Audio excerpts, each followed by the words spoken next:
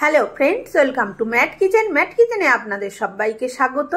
পুরনো বন্ধুদের পাশে থাকার জন্য ধন্যবাদ এবং নতুন বন্ধুদের স্বাগত জানিয়ে শুরু করছি আজকের রেসিপি।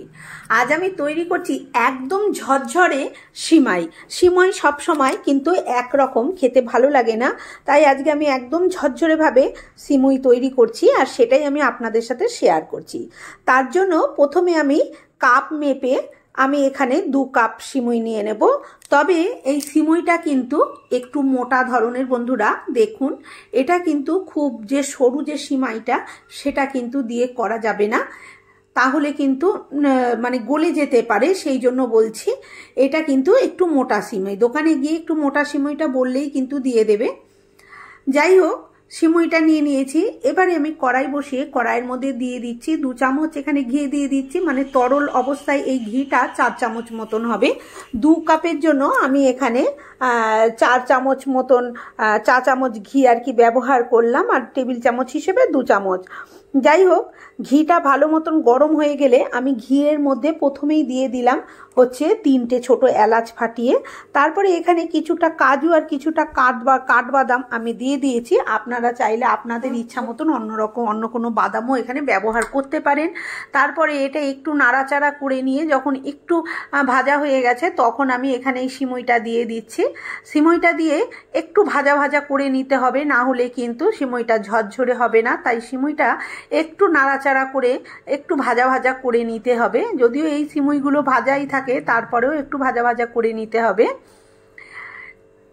মিনিট 2 আমি এইভাবে সিমুইটাকে নাড়া দিয়ে নিয়েছি। তারপরে এর মধ্যে আমি দিয়ে দিচ্ছি সুগার পাউডার, মানে আমি এটাকে চিনিটাকে গুঁড়ো করে নিয়েছি। আপনারা চাইলে গোটা দানা চিনিও এখানে ব্যবহার করতে পারেন। আমার কাছে গুঁড়ো চিনিটা রেডি করা ছিল, সেই জন্য আমি গুঁড়ো চিনিটাই এখানে দিয়ে দিয়েছি। তবে মাপ মতনই দিয়েছি, যে যেরকম মিষ্টি পছন্দ করবেন সে সেরকমভাবে চিনিটা ব্যবহার করবেন।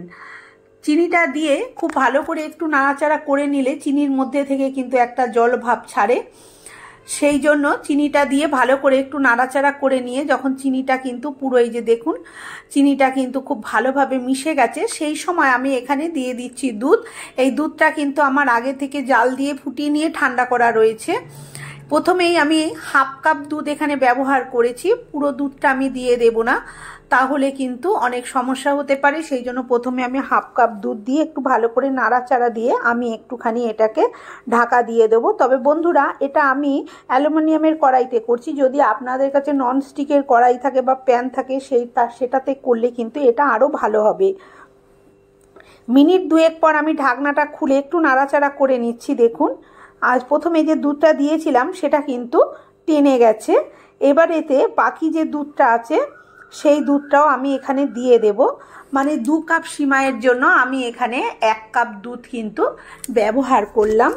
আর যদি সরু সিমাইটা নেন, মানে একদম যেটা পাতলা, তাহলে কিন্তু 1/2 কাপ দুধেই কিন্তু হয়ে যাবে। সেটা কিন্তু বুঝে শুনে ব্যবহার করবেন, নালে কিন্তু ঝরঝরে হবে না। এবারে দুধটা দিয়ে আবার একটু ভালো করে নাড়াচাড়া করে আবার আমি একটুখানি ঢাকা দিয়ে দেবো। এগুলো আমি মিনিট 2 জন্য ঢাকা দিয়ে দিচ্ছি। 2 মিনিট পর ঢাকনাটা খুলে নিলাম, নিয়ে এবারে আমি এখানে এরকম আঙ্গুলে দেখুন 1 পিঞ্চ মতন লবণ, মানে একদম একটুখানি আঙ্গুলের মধ্যে তুলেছি, দেখলেন দিলাম। আর দিয়ে দিচ্ছি বেশ কতগুলো কাজু। কাজুটা আমি প্রথমেই তেলের মধ্যে দিয়ে ঘিয়ের মধ্যে দিইনি, তবে আমি এটা ঘি দিয়ে করেছি বন্ধুরা। আপনারা চাইলে এটা তেল দিয়েও করতে পারেন, তবে ঘি দিয়ে করলে একটু স্বাদ হয়। আর আমি এখানে দুধ দিয়েছি, আপনারা দুধের বদলে যদি দুধে অম্বল থাকে তাহলে কিন্তু দুধের বদলে জল দিয়েও করতে পারেন। যাই হোক, কিশমিশটা দেওয়ার পর আবার খুব ভালো করে এইভাবে নাড়াচাড়া দিয়ে নিয়েছি। দেখুন, এখন কিন্তু আর কোনো দুধ টুধ কিছু নেই, আর সিমাই কিন্তু ভালো সেদ্ধ হয়ে গেছে। একটু জট টাইপের দেখা যাচ্ছে, মানে ভেজা ভেজা দলা দলা। এটা যখন আস্তে আস্তে হবে তখন কিন্তু এটা টেনে যাবে। আমি আরও গ্যাসের আঁচটা একদম লোতে করে দিয়ে আরও মিনিট 1.5 জন্য একটু চাপা দিয়ে দিয়েছিলাম। 1.5 মিনিট মতন পরে আমি ঢাকনাটা খুলে দেখাচ্ছি। দেখুন, একদম কিন্তু দুধটা সম্পূর্ণ টেনে শুকনো হয়ে গেছে।